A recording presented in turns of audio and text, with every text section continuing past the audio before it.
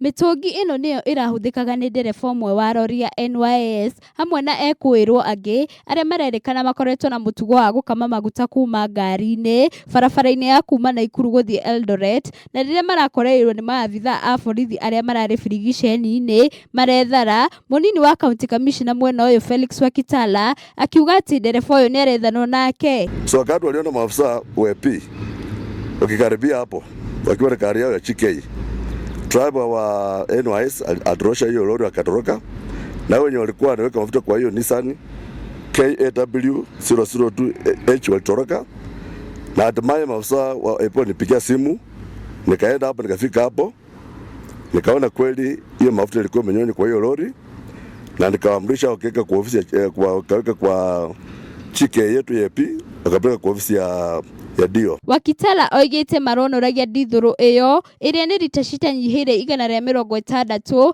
na ngari KAW kibogo 2H iria irerikana ni ya mundu kiumbe niyo irahaririirio gukua ndithuru iyo. Kwa nyonya mafuta kwa nyonya kutoka kwa hiyo lori wakweka kwa Nissan KAW 002H.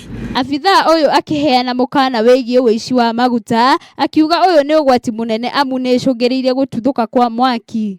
Ikiwa mafuta kama hiyo itaripuka katikati ya makao ya watu, hiyo mafuta itasababisha uharibifu mkubwa, itaharibu mali ya watu wenye makazi hapo, pia uende kusababisha mauaji. Wakitala na ikitie mukana kuri maabitha a borithi aria manyitanagira na aici a maguta na kuga ni maritacokagirio makinya maruru ma kiwatho.